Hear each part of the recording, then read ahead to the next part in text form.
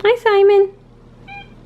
Hey guys, welcome back to my channel. So I've gotten slightly festive over here. It's October, which is my favorite month of the year, and I'm getting married in less than a week. But I wanted to jump on here and do my wrap up because it's really short, and so I can definitely get it edited today and get it up. But yes, so I read a grand total of 2 books this month. I guess I technically had 3 books that I finished because I did listen to whatever, an audiobook, but it was a really short one, so I mean it still counts, but 3 books. It's been slow, but it's been really busy in my life overall, so that's pretty much why. So the first one I finished was probably my favorite book that I have read in a while, and that was The Golem and the Genie. And I listened to this on audiobook for the most part, actually entirely. I have the physical copy because Justin bought this when we were in Nashville at some point back in May, I think, and he read it and really enjoyed it, and I ended up picking up the audiobook and listening to it. And if you have an opportunity to listen to the audiobook of this, take it. It's amazing. I think that was definitely something that increased my enjoyment of this book, but I would have loved this book anyways. I think it's just so magical, and it's not what I expected. So when this book was sort of being hyped a while ago on BookTube, I don't know what I expected it to be, but I thought that it was going to be more like darker, maybe, I don't know.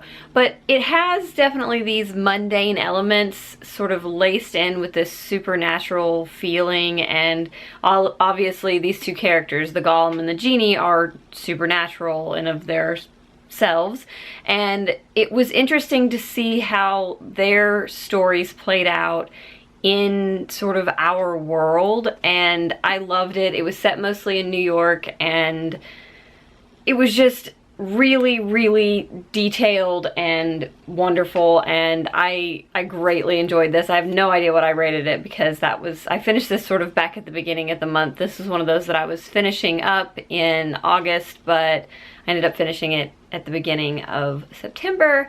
And yes, I can't say enough good things about this. I would highly recommend this. I actually sent this to my swap partner for the Books and Bloggers swap because she had it on her wish list, and I was like, this is a book everybody needs to read. So I sent it to her. So the second one that I finished was the audiobook. I actually don't remember what it's called, but it's another nonfiction by Ann Patchett, and it was basically like a graduation speech, maybe? I don't remember. This I read or listened to on audiobook right after I finished The Golem and the Genie, so it was a while ago. I know I enjoyed it because I do enjoy pretty much anything Ann Patchett does, and I find her nonfiction to be really fascinating. She's such an honest sort of and well-spoken woman, so I enjoyed it. I would recommend it. I think I mean, it is geared towards people coming out of college, but I think there was advice there that everybody could take. I remember really enjoying listening to it though. And the last book that I finished, and I kind of feel ridiculous for this being the last book that I finished because that was quite a while ago. I finished this right after my bachelorette party, which I think was like the 2nd or 3rd, not even the 3rd. I think it was the 2nd weekend in September. But anyways, I buddy read Station 11 with Claire over at the Book Fox, and I had a lovely time buddy reading it with her. We chatted on Boxer, and it was fantastic. This book was great. It was another book that was not what I was expecting. I always say that it wasn't what I was expecting, but then again, I can never explain to you what I was expecting in the first place.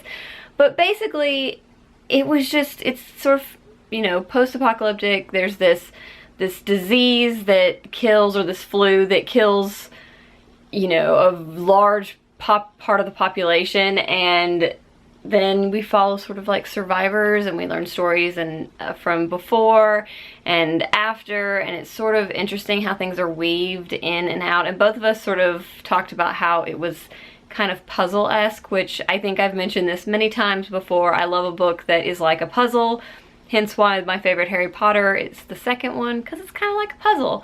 Anyways, This definitely was well written and fast paced for me, and I really, really enjoyed it. It was exactly what I wanted after the Golem and the Genie, because after that one I was sort of in the mood for things that were, you know, sort of otherworldly and maybe a little magical, and this felt like it fit the bill very well, and I would definitely recommend this, especially if you're looking for a quick read. I know Dewey's 24-hour readathon is coming up. This would be a great book for that, because I felt like I sped through this. It was really fantastic, and now I'm gonna go look and find all of Emily St. John Mandel's books, because I actually thought this was her debut novel and I was wrong. So all the books.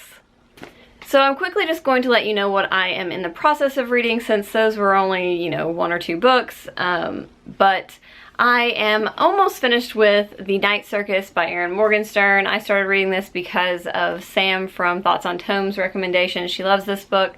I am very much enjoying it, but you will have to wait until the end of October to hear my thoughts. Also, perfect book for October if you're looking for one. It's weird and wonderful. And the other book that I am in the process of reading, that I have been reading actually since the beginning of September, maybe even into August. I think into August, because I can't remember when this book came out, but I bought it like the week it came out or something like that. But that is the final book in the Pink Carnation series, which is The Lure of the Moonflower. And I don't know.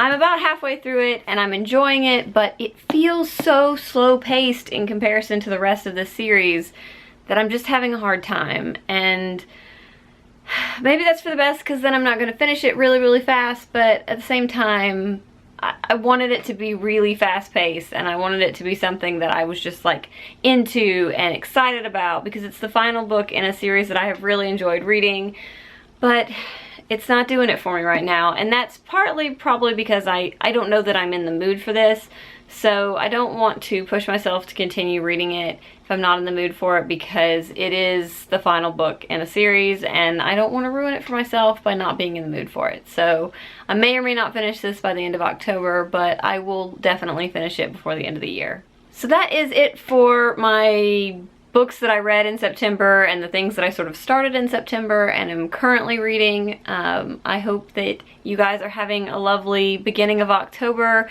I will probably be back to making videos in the next 2 weeks more frequently, because after this weekend I have so much space in my brain and in my life for everything else that I want to do. We have 2 more football games at work that I will be working on, so that still takes up a lot of time and energy, but I should be back to video making full-time in November, and I will maybe do Vlogmas to make up for all the time that I missed, because I miss you guys. Let me know in the comments what you read in September and what you're reading now, and anything you want to say.